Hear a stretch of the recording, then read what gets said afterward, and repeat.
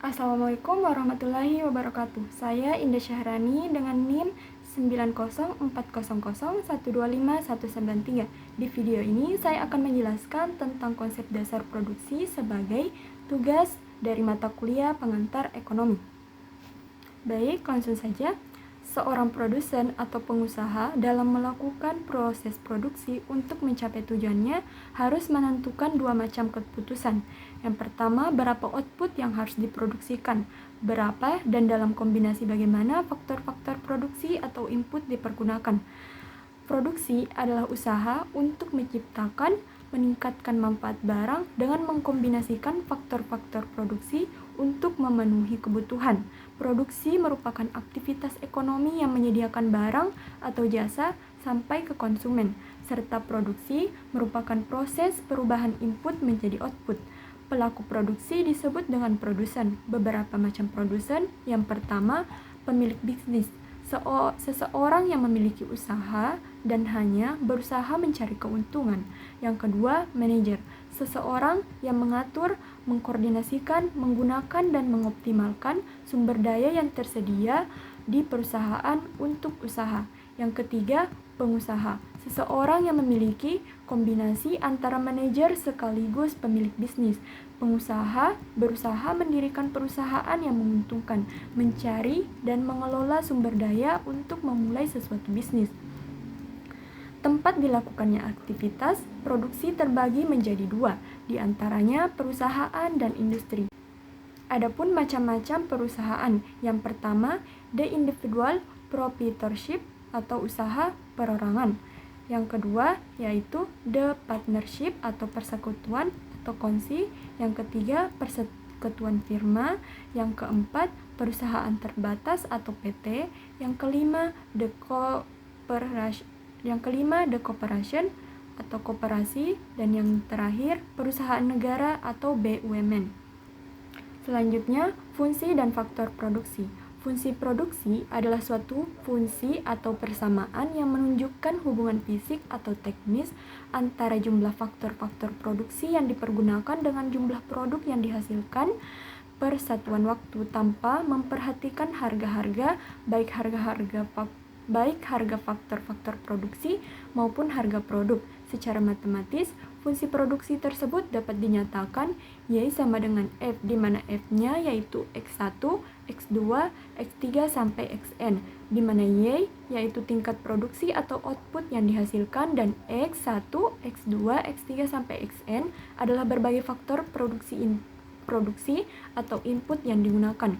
Fungsi produksi yaitu hubungan teknis antara input variabel independen dan output variabel dependen.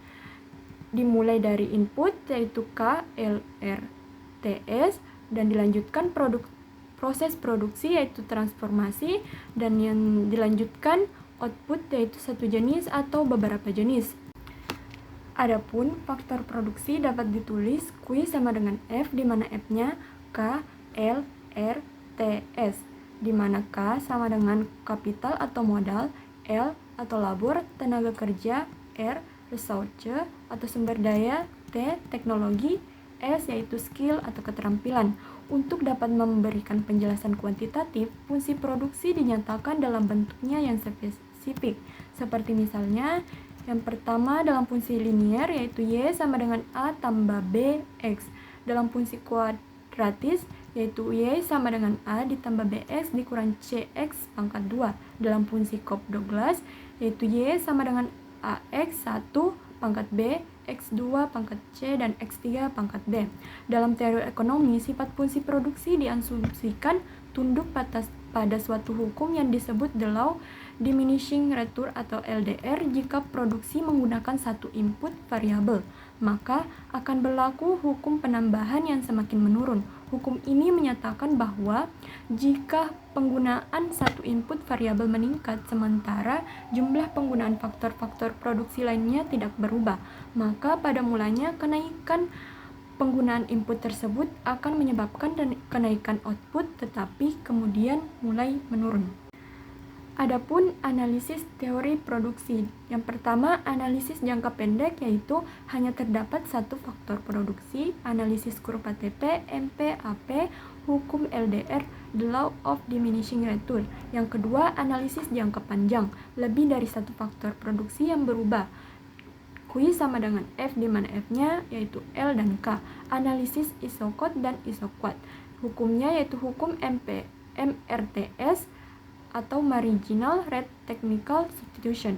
Produksi dengan satu faktor produksi variabel adalah pengertian analisis jangka pendek, di mana ada faktor produksi yang tidak dapat diubah, sedangkan dalam jangka panjang perubahan terjadi pada lebih dari satu faktor produksi. Walaupun jangka pendek dan jangka panjangnya setiap perusahaan tentu berbeda sesuai dengan skala perusahaan tersebut. Maka dapat disimpulkan dalam matematis sebagai berikut, yaitu Q sama dengan F, di mana F-nya yaitu L dalam jangka pendek. Q sama dengan F, di mana F-nya yaitu K, dan L yaitu dalam jangka panjang, di mana Q sama dengan tingkat output, K yaitu barang modal, L yaitu tenaga kerja. Adapun yang pertama yaitu analisis jangka pendek, produksi total, produksi marginal, dan produksi rata-rata. Produksi total adalah banyaknya produksi yang dihasilkan dari penggunaan total faktor produksi. Formulasinya yaitu TP sama dengan F, di mana F-nya yaitu KL. Secara matematis, TP akan memaksimumkan apabila turunan pertama dari fungsi nilainya sama dengan 0. Yang kedua yaitu produksi marginal, MP sama dengan TP sama dengan TP per L. MP atau marginal produk merupakan turunan pertama TP. Selama MP lebih dari 0, tenaga kerja dapat terus ditambah. Jika MP kurang dari 0, penambahan tenaga kerja justru mengurangi produksi total. Penurunan nilai MP merupakan indikasi telah terjadinya hukum pertambahan hasil yang semakin menurun atau the law of diminishing return atau LDR. Selanjutnya, produksi rata-rata, yaitu AP sama dengan TP per L. AP akan memaksimumkan bila turunan pertama fungsi AP adalah 0 atau AP sama dengan 0. AP maksimum tercapai pada saat AP sama dengan MP, dan MP akan memotong AP pada saat nilai AP maksimum. Selanjutnya yaitu 3 tahap produksi. Yang pertama, tahap 1 atau stage 1 atau increasing rate the scale sampai pada saat kondisi AP maksimum. Pada tahap ini, penambahan tenaga kerja akan meningkatkan produksi total maupun produksi rata-rata karena hasil yang diperoleh dari tenaga kerja masih jauh lebih besar dari tambahan upah yang dibayarkan. Perusahaan rugi jika berhenti produksi atau slope kurva TP meningkat tajam. Yang kedua, tahap kedua atau stage 2 atau constant return to scale antara AP maksimal sampai saat MP sama dengan 0. Baik produksi marginal maupun produksi rata-rata mengalami penurunan. Oleh karena itu, pada tahap ini berlaku hukum LDR. Namun demikian, nilai keduanya masuk positif, di mana penambahan tenaga kerja akan tetap menambah produksi total sampai mencapai nilai maksimum atau slope kurva TP datar sejajar dengan sumbu horizontal. Yang ketiga yaitu tahap ketiga atau stage 3 atau decreasing return to scale. Saat MP sudah bernilai kurang dari 0 atau negatif, perusahaan tidak mungkin melanjutkan produksi karena penambahan tenaga kerja justru menurunkan produksi total. Perusahaan akan mengalami kerugian atau slope kurva TP negatif. Dengan demikian, perusahaan sebaiknya berproduksi di tahap 2. Yang menjadi pertanyaan adalah di titik mana perusahaan akan berhenti menambah tenaga kerja. Secara matematis, perusahaan akan berhenti menambah tenaga kerja pada saat MC yang harus dibayar adalah sama dengan MR yang diterima.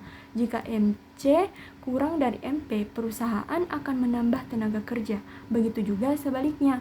MC dalam hal ini adalah upah tenaga kerja atau W. Tambahan pendapatan MR adalah produksi marginal atau MP dikali harga jual barang atau P.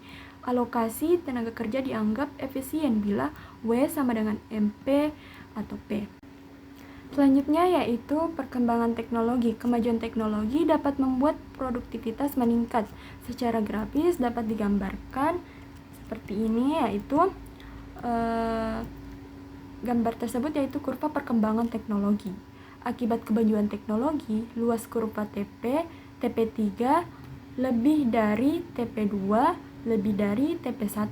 Artinya, jumlah output yang dihasilkan per unit faktor produksi semakin besar. Jadi, tampak bahwa Q1 per L1 lebih dari Q2 per L1 lebih dari Q1 per L1. Nah, dan selanjutnya itu analisis jangka panjang atau dua faktor produksi variabel. Yang pertama yaitu isoquant. Iso berasal dari bahasa Yunani yang berarti sama, quant artinya quantity, jadi isoquant adalah kurva yang menggambarkan kombinasi penggunaan dua faktor produksi antara K dan L atau input secara efisien dengan tingkat teknologi tertentu untuk mendapatkan output atau kuantitas yang sama. Selanjutnya yaitu asumsi isoquant. Yang pertama, konveksitas, yaitu produsen dapat melakukan berbagai kombinasi penggunaan faktor produksi untuk menjaga agar tingkat produksi tetap. Asumsi ini analogi dengan kurva indiferensi, kesediaan produsen untuk mengorbankan faktor produksi yang satu demi menambahkan penggunaan faktor produksi yang lain untuk menjaga tingkat produksi pada isoquant yang sama disebut MRTS, marginal rate of the technical substitution. Ini adalah kurva konveksitas. Jika produsen ingin mengubah kombinasi faktor produksi dari titik A ke titik B, maka tambahan output karena menambah satu unit L adalah sama dengan MPL dikali L. Pengurangan faktor produksi K adalah sama dengan MPK dikali K karena bergerak pada isoquant yang sama. Maka penambahan output sama dengan 0. Formulasinya yaitu MPL dikali L ditambah MPK dikali K sama dengan 0. MPL dikali L sama dengan minus MPK dikali K. MPL per MPK sama dengan minus K per L sama dengan MRTS 1K. Yang kedua, penurunan nilai MRTS, diminishing marginal rate of technical substitution. Sama halnya dengan konsumen, produsen menganggap makin mahal faktor produksi yang semakin langka menyebabkan nilai MRTS makin menurun atau hukum LDR. Yang selanjutnya yaitu iso-cost. Iso berasal dari bahasa Yunani yang berarti sama. Cost adalah biaya. Jadi iso-cost adalah kurva yang menggambarkan kombinasi input variabel L dan K secara efisien yang memberikan biaya yang sama. Fungsi iso-cost yaitu dapat ditulis C sama dengan PK dikali K ditambah PL dikali L. Selanjutnya keseimbangan produsen atau optimasi penggunaan input. Yang pertama yaitu konsep. Dalam konsep, keseimbangan produsen adalah dengan kemampuan dana terbatas dapat mencapai produksi maksimum. Yang kedua, secara grafis, keseimbangan produsen terjadi jika garis iso-cost menyinggung salah satu isoquant Q2 di titik E. Dengan kata lain, slope iso-cost sama dengan slope isoquant Q2. Selanjutnya, kondisi syarat optimasi. Ini adalah kurva syarat optimasi. Kombinasi terletak di sepanjang garis iso-cost, semua dana dibelanjakan. Yang kedua, kombinasi terletak tepat di persinggungan antara iso-cost dan isoquant yang semaksimal mungkin dapat dicapai Q2 atau slope iso-cost sama dengan slope isoquant, rasio harga input sama dengan MRTS, PL per PK sama dengan MPL per MPK atau DK per DL. Jadi, kondisi keseimbangan produsen last cost combination dapat digunakan dengan cara yang pertama, MPL per MPK sama dengan PL per PK. Yang kedua, DK per DL sama dengan PL per PK.